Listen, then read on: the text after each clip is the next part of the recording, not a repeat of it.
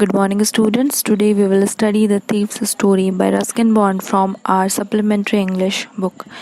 पहले कुछ बातें लेखक के बारे में जानते हैं। अंग्रेजी भाषा के बेहतरीन लेखक रस्किन बॉन्ड का जन्म 19 मई 1934 को हिमाचल प्रदेश के कसौली में हुआ था।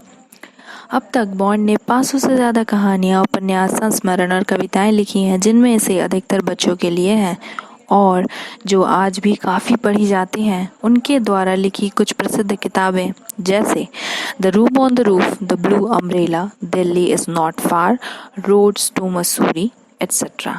अब हम हमारा रुख हमारी कहानी की तरफ करते हैं। तो कहानी कुछ इस तरह है। I was still a thief when I met Anil, and though only 15, I was an experienced and fairly successful hand. Anil was watching a wrestling match when I approached him. He was about 25, a tall, lean fellow, and he looked easygoing, kind and simple enough for my purpose. I hadn't had much luck of late and thought I might be able to get into the young man's confidence. You look a bit of a wrestler yourself, I said. A little flattery helps in making friends.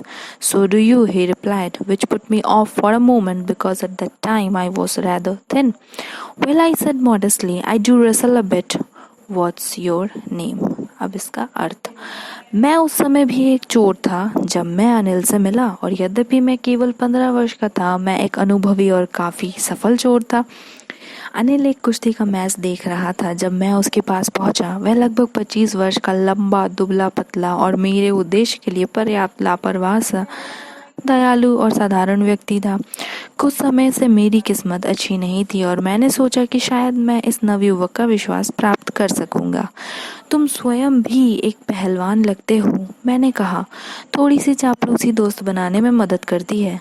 तुम भी दिखाई देते हो, उसने जवाब दिया, जिसमें मुझे कुछ पल के लिए चुप करा दिया क्योंकि मैं उस समय काफ़ी पतला था। ठीक है, मैंने नम्रतापूर्वक कहा, मैं थोड़ी बहुत कुश्ती करता हूँ। तुम्हारा नाम क्या है? Next paras. Hari Singh, I lied. I took a new name every month that kept me ahead of the police and my former employers. After this introduction, Anil talked about the well-oiled wrestlers who were grunting, lifting and throwing each other about. I didn't have much to say. Anil walked away. I followed casually. Hello again, he said. I gave him my most appealing smile. I want to work for you, I said. But I can't pay you. I thought that over for a minute. Perhaps I had misjudged my man. I asked, can you feed me? Can you cook? I can cook. I lied again. If you can cook, then maybe I can feed you. इनका अर्थ, हरी सिंह, मैंने झूठ बोला। मैं हर महीने एक नया नाम रख लेता था। यह मुझे पुलिस और पहले नौकरी देने वालों से बचाए रखता था। इस परिचय के बाद अनिल ने तेल लगाए हुए पहलवानों के बारे में बातें की जो गुर्रा रहे थे, एक दूसरे को उठा रहे थे और पटक रहे थे। मेरे पास कहने को ज्यादा नहीं था। अनिल चला गया। मैंने उसका यूं ही पीछा किया। हेलो, उसने दोबारा कहा। मैंने उसे अपनी सबसे मोहक मुस्कान दी। मैं तुम्हारे लिए काम करना चाहता हूँ, मैंने कहा, परंतु मैं तुम्हें वेतन नहीं दे सकता हूँ।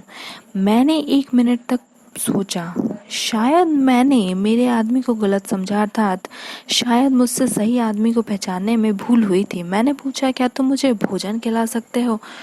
तो अनिल ने कहा, क्या तुम पका सकते हो? तो मैंने फिर से एक झूठ बोला कि हाँ, मैं भोजन पका सकता हूँ। यदि तुम पका सकते हो तब शायद मैं तुम्हें भोजन खिला सकता हूँ। तो इन कुछ पैराग्राफ्स के अर्थ मैंने आप लोगों को बताए। उम्मीद है आप सबको समझ में आए होंगे। अगर कहीं कोई दिक्कत होती है तो आप लोग मुझे व्हाट्सएप में कांटेक्ट करें। आगे की कहानी दूसरी क्लास में पढ़ेंगे। Thank you.